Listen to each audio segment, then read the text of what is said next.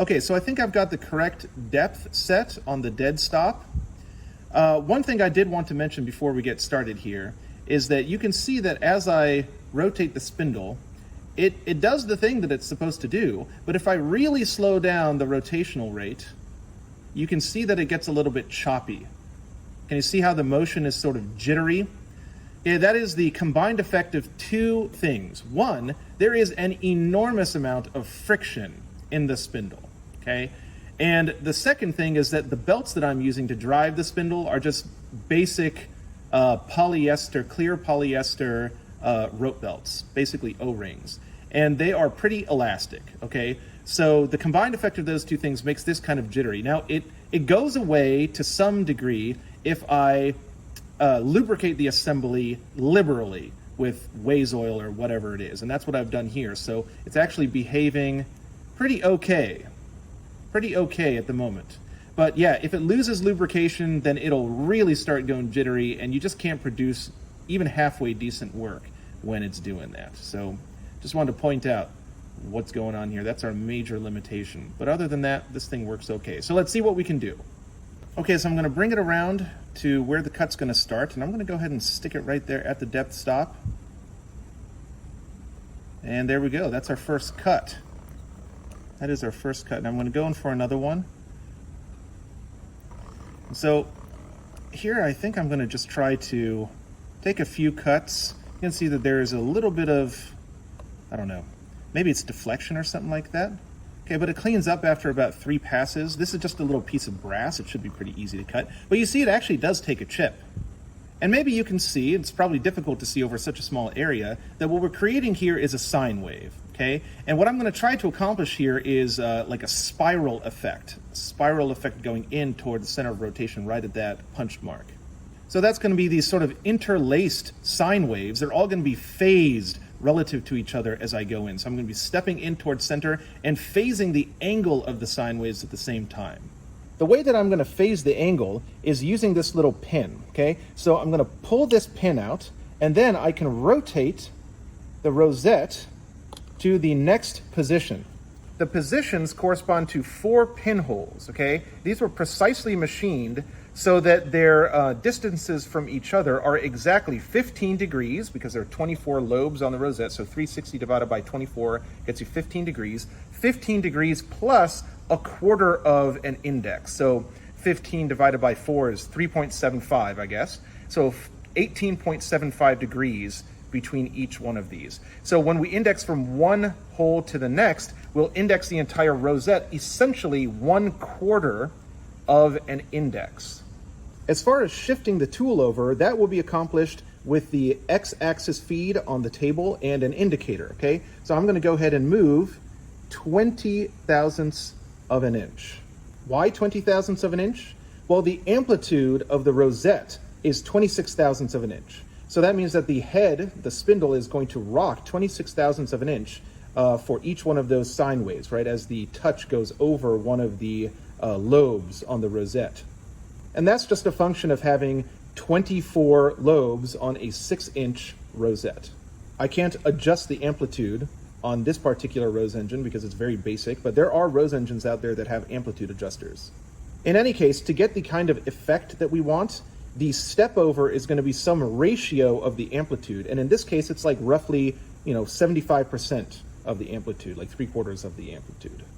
All right, let's see what we can accomplish here.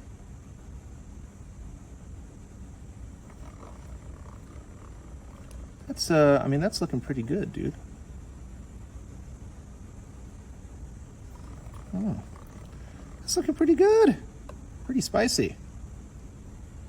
Like I said, it takes about 3 goes, 3 passes before you get rid of all of the deflection there. Yeah, but look at that.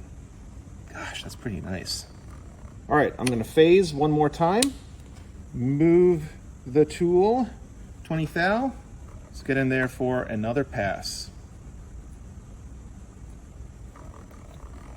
Oh, this brass is so nice to cut.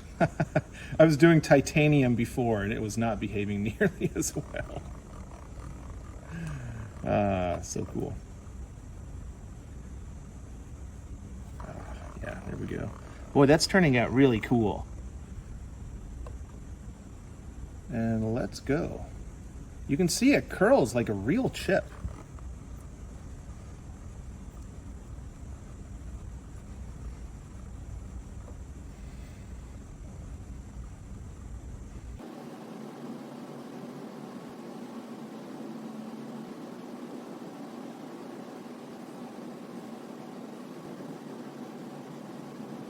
So hopefully you get the idea. We can start to see the pattern emerging here.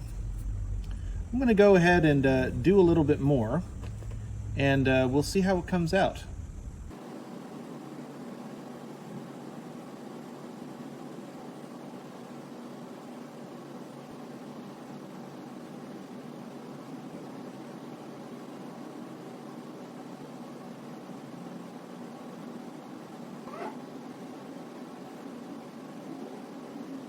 So one of the really intriguing things about this pattern is that the amplitude remains constant. That's just based off of the size of the lobes on the rosette. But the wavelength of the sine waves essentially changes as you get towards the center, right? Because you're fitting like 24 periods essentially over a smaller and smaller circumference, and so the wavelength decreases. So by the time you get to the center, it's pretty exaggerated, and it sort of actually becomes a little unwieldy toward the end here. It's still behaving kind of okay, but once I get really close to center, it's going to be zigzagging very aggressively.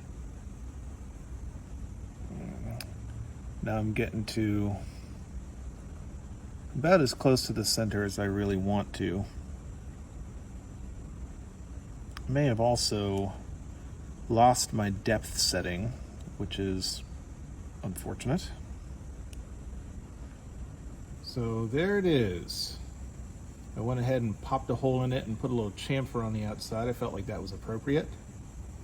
What do you think? I think it's pretty cool. I think just putting this, getting a really uniform pattern like this on the surface is already kind of a victory. That's actually kind of not that easy to do. Although, the surface really wants to be, like the surface of the grooves, wants to be a mirror finish, and this isn't. And I think if you look closely, you can see that there's sort of two things going on. Okay, so like let's say that, here's the sine wave groove, and there are some lines that cut perpendicular across the grooves, and those are, think, chatter as a direct result of the rough motion of the spindle. So that will need to be addressed. Basically a redesign of the drive system. And then the other thing is that there are some like lines, surface finish marks that run parallel to the grooves as well. And I think that's just a result of the cutting tool itself not being polished to a mirror finish. So it's not perfectly sharp. At a microscopic level, it looks like a serrated bread knife. And so, I just ground it on, one of our basic like Baldor style carbide grinders. So if we were to use like a slow speed grinder and like a ceramic wheel with some diamond slurry, I feel like that would produce a better result. But for a first time out, I don't know. This is pretty promising. I think it's pretty cool, this little medallion or whatever you would call it. I like it. Anyway, see you next time, folks.